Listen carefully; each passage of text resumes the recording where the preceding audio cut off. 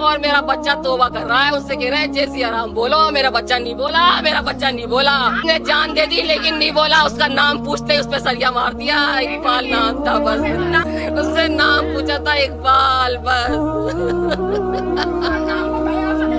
जय श्री राम का नारा जो है ये बिल्कुल आतंक फैलाने के लिए ही किया जा रहा है। आप राजस्थान की सरजमीन में इकबाल का कत्ल कर देते हैं, उसको मॉब लिंचिंग का शिकार बना लेते हैं, उसको मार देते हैं। जब आपका दिल आता है आप एक भीड़ को इकट्ठा करते हैं और एक छोटा सा बहाना ले लिया जय श्री राम का नारा लगाने का, और जय श्री राम जो नहीं बोलेगा आप उसको कत्ल कर दियागा।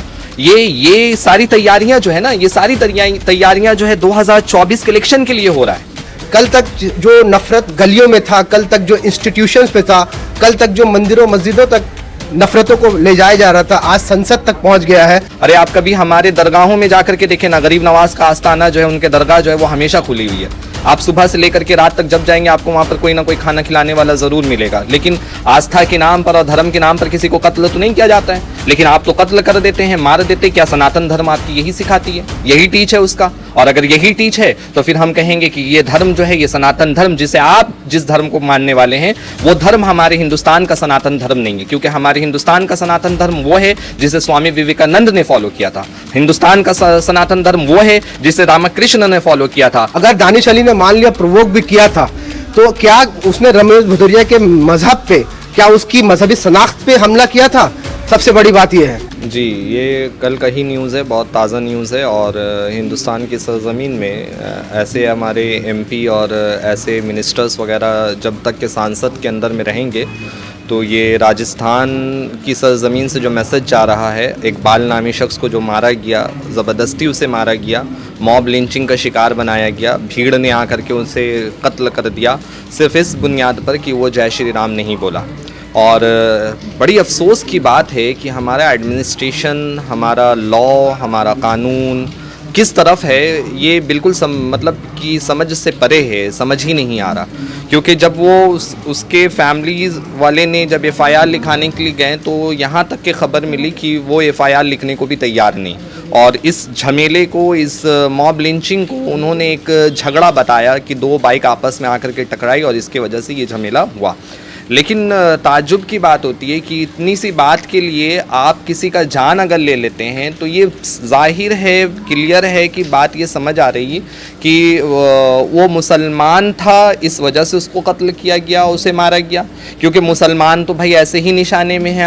आज मुसलमानों को हर जगह टारगेट किया जा रहा है। कभी आप मुसलमानों को मंदिर में जो है, मंदिर से जब हमारे कोई मुसलमान भाई, इसरार भाई थे जिनका दिमागी तवाज़न थोड़ा डिस्टर्ब था, और वो मंदिर से जा कर के उन्होंने एक प्रसाद केला उठा करके खा लिया, तो आप उसको कत्ल कर दिए।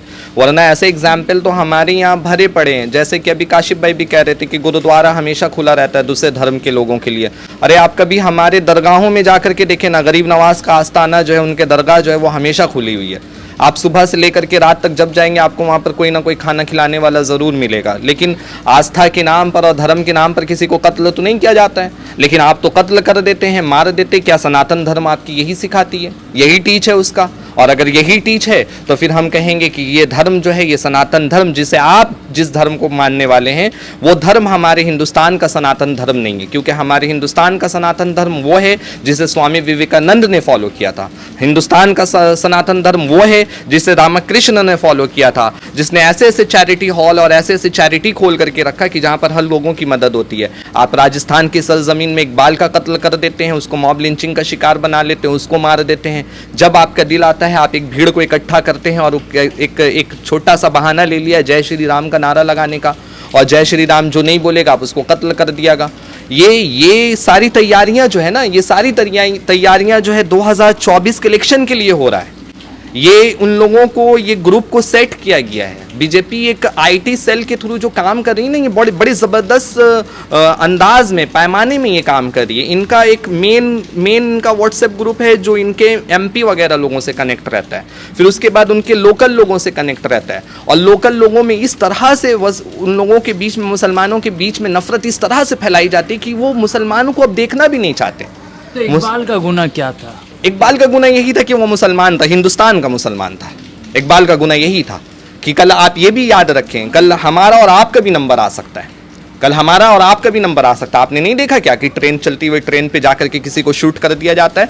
अरे भाई, जब से बीजेपी की सरकार आई है, ये हुकूमत जब से आई है, आप एक ऐसा महीना हमको दिखा दीजिए, एक ऐसा महीना दिखा करके सिंगल दिखाइए जिसमें हिंदुस्तान के अंदर में FIR दर्ज नहीं कराया गया हो। तो विदेश मंत्री रविशंकर कह रहे हैं कि हिंदुस्तान में सब सेफ हैं, यही कल ही का बयान। भाई वो 2014 के बाद से ही उन लोगों का यही बयान आ रहा है, क्योंकि वो तख्त पे बैठे हुए हैं, वो सत्ता पे बैठे हुए हैं। वो अगर सेफ नहीं बताएंगे तो इनसे इस जहाँ पर G20 जैसा प्रोग्राम कर रहे हैं, जहाँ पर चंद्रयान मिशन कर रहे हैं, वहाँ पर UN और अदर्स कंट्री जो है वो तो सवाल उठाएगी कि भाई जहाँ पर आपके लोग ही सेफ़ नहीं हैं, जहाँ पर आपके अवाम, आपके पब्लिक, आपके सिटीज़न वहाँ जहाँ सेफ़ नहीं है, वहाँ पर आप लोग इतनी बड़ी बड़ी जो डिंग हाँक रहे हैं, इतना बड़ा बड़ा जो कारनामा दिखाने का जो बात कर रहे हैं, पहले तो आप बेसिक चीज़ों को ठीक करने की कोशिश करें ना। अवाम अगर सही रहेगा, अवाम के बीच में मोहब्बत रहेगा, पीस रहेगा, अमन व अमान का माहौल रहेगा, तो जाहिर सी बात है हमारा कंट्री आगे बढ़ेगा। एक ग्रुप ये भी कह रहा है कि अगर भारत में रहना है तो भारत माता की जय और जय श्री राम कहना होगा, तो प्रॉब्लम क्या है? सबसे पहली बात है ये कि भारत माता की जय कहना होगा, ये क्या हमारे कॉन्स्टिट्यूशन में लिखा है जो हम कहेंगे? भाई हमारे कॉन्स्टिट्यूशन में, संविधान में जो कुछ लिखा है हम उसको दिल से एक्सेप्ट करते हैं। वो हमारा हिंदुस्तान के अंदर का जितना भी आइन है, कानून है, लॉ है, उन सब को हम अपने दिल से तस्लीम करते हैं और एक एक मुसलमान उसकी इज्जत करता है।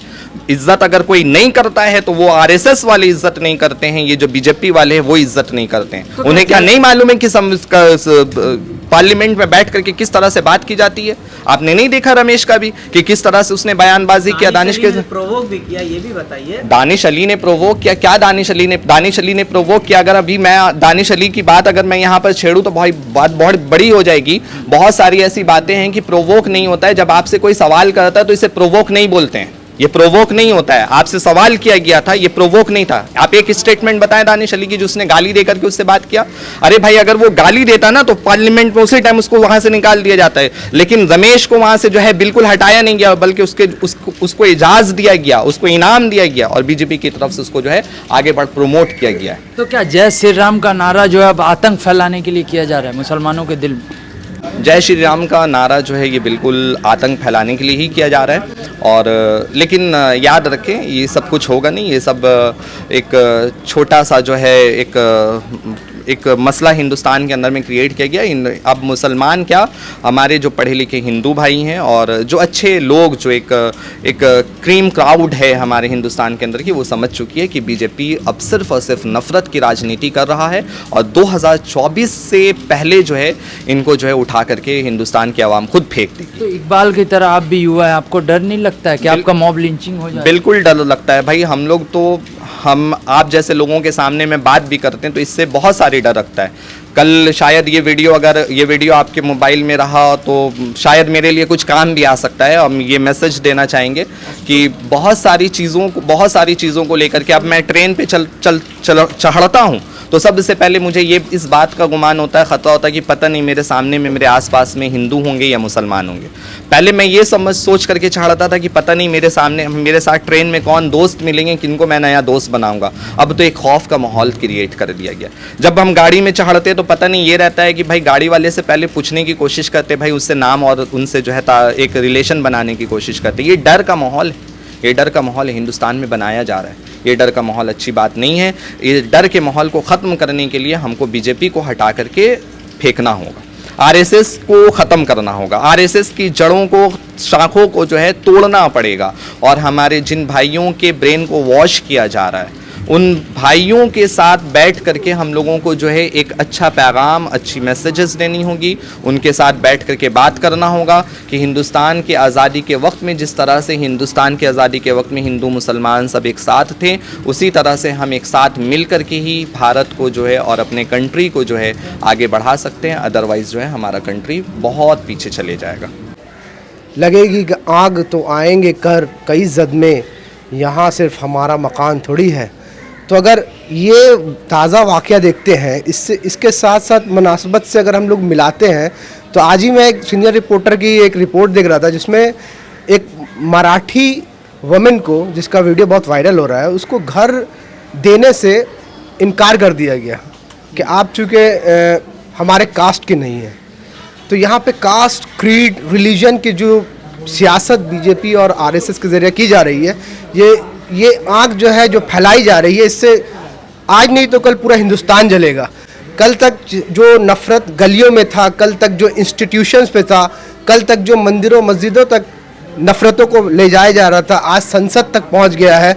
जो कि वो संसद में पहुंचना कम जो है हानिकारक है, लेकिन आफ्टर दैट जो उस रमेश भदौरिया को जो एक स्टेट का बीजेपी इलेक्शन का इंचार्ज बनाया गया, ये तो बहुत ही ज़्यादा शर्मनाक बात है। और लिंचिंग का जो माहौल पूरे हिंदुस्तान में अभी बना हुआ है, इसका खात्मा अगर नहीं किया गया तो देखिए ये आग पूरे हिंदुस्तान को अपनी लपेटे में लेने वाली है। आप देखिए रिसेंटली न्यू दिल्ली में क्या वाक़या हुआ। न्यू दिल्ली में एक 22 साल के बेचारे माजूर, दिमागी तौर पर माजूर एक इंसान को 22 साल सिर्फ इसलिए कत्ल किया गया क्योंकि वो मुस्लिम था, और चूँकि उसको दिमागी तवाज़ुन ठीक नहीं था, तो उसने एक मंदिर से सिर्फ एक केला जो है बनाना को उठा लिया था। बस इस वजह से आप जो है किसी को कत्ल कर देते हैं। क्या इससे आपकी हिंदुइज्म का प्रीच होगा? क्या इससे बढ़ेगा? एक केला खाने की वजह से एक मुसलमान की जान, एक इंसान की जान ली जाती है। मैं तो मशवरा दूंगा कि सनातन धर्म के बड़े बड़े जो रहनुमाओं को कि वो अगर मिसाल लेनी है तो हमारे सिख भाइयों से लें। आज हिंदुस्तान में लाखों की तादाद में भूखों को सिख अपने गुरुद्वारा से खाना देता है। दुनिया का हर मज़हब, हर धर्म खाना खिलाने और लोगों की मदद करने के लिए हमेशा इसकी तालीम देता है। लेकिन आप देखिए एक तरफ जो है सिख भाई जो है लाखों लोगों को, खाली पेट लोगों को खाना खिलाने का नेक काम कर रहे हैं, और यहाँ पे एक गरीब अगर बेचारा अपने भूख या अपने दिमागी तवाज़ुन की वजह से एक केला उठा के खा लेता है, तो आप उसको बेरहमी से सिर्फ इस वजह से कत्ल कर देते हैं क्योंकि वो मुसलमान था। तो राजस्थान का मसला किस तरह से देखते हैं कि राजस्थान में जिस तरह से बोला गया कि बोलो जय श्री राम, फिर उसके बाद में युवक को पीट के हत्या कर दी। देखिए जय श्री राम बुलाने से अगर हिंदुइज्म का स्प्रेड होता पूरे वर्ल्ड में, तो ताकत की जोर पे आज तक तारीख गवाह है कि कोई भी धर्म ताकत की जोर पे बढ़ता नहीं है। ये बजाय स्प्रेड करने के ये और डिफेम कर रहे हैं। पूरी दुनिया में जो है हिंदुस्तान की छवि खराब हो रही है। इसको मेरे ख्याल से वक्त रहते वज़ीर आज़म नरेंद्र मोदी और स्टेट के जो चीफ मिनिस्टर है उसको जिन्होंने ये हीनियस क्राइम किया है, उन तमाम लोगों की निशानदेही करके उन्हें सख्त से सख्त सज़ा दी जाए और उन्हें एक मिसाल बनाया जाए पूरे हिंदुस्तान के लिए कि अगर किसी को भी कानून को हाथ में लेके अगर किसी का कत्ल किया जाता है तो उन्हें सख्त से सख्त सज़ा हिंदुस्तान की कानून देगी, जिसके लिए हिंदुस्तान जो है पूरी दुनिया में उसका नाम हिंदुस्तान का होगा कि ये बराबर और सेकुलरिज्म की जो है प्रीच करता है, सबके लिए कानून बराबर है। आपने रमेश भिदौरी की बात करी, संसद में उन्होंने जो अपमानजनक जो बातें की, दानिश अली ने प्रोवोक भी किया, इस पर बात क्यों नहीं करते आप? देखिए गलत को कोई भी जस्टिफाई नहीं कर सकता, ठीक है। अगर दानिश अली ने मान लिया प्रोवोक भी किया था, तो क्या उसने रमेश भदौरिया के मजहब पे, क्या उसकी मजहबी शनाख्त पे हमला किया था? सबसे बड़ी बात यह है। अगर उसने नरेंद्र मोदी को कुछ कहा था कि तो ये एक फंडामेंटल राइट है, not only of an MP but of every citizen of this country to question the prime minister of this country और anyone who is sitting at the administrative table. तो यहाँ पर तो आपने एक question rise किया था, उसके जवाब में आप उसके मजहब को, उसकी ज़ात को तस्लील कर देंगे इस तरीके से? आपको इसका हक किसने दिया? दिल्ली जैसे कैपिटल, नेशनल कैपिटल का MP, देखिए बात यह है कि अगर वो किसी गांव के, यूपी के किसी गांव के अगर MP होते तो शायद कोई उतनी जो है क्वेश्चन यहाँ पे अराइज नहीं होती। लेकिन दिल्ली जैसे शहर जो हिंदुस्तान का कैपिटल है, उससे चुने हुए एक MP को क्या ये शोभा देता है कि वो इस तरीके से गंदी लैंग्वेज यूज करें? तो क्या रमेश भिदौरी के विवादित बयान के बाद ये 2 मॉब लिंचिंग होती है, इसके जिम्मेदार रमेश भिदौरी को मानते? जाहिर सी बात है, देखिए जब नफरत को फैलाया जाएगा, नफरत को नेशनल मीडिया आवाम के सामने परोसेगी, तो उसका खातिरख्वाह नतीजा तो सामने आएगा ही। और ये ना जाने ये बीज जो है रमेश भदौरिया और योगी आदित्यनाथ जैसे लोग हिंदुस्तान के आवाम के जो है दिलों में ये बोझ बो रहे हैं, ये बोझ एक तनावर दरख्त की शक्ल ले रहा है और गली गली कुचे कुचे में लोग जो है मारे जा रहे हैं। इसकी जिम्मेदारी वज़ीर आज़म को लेनी होगी।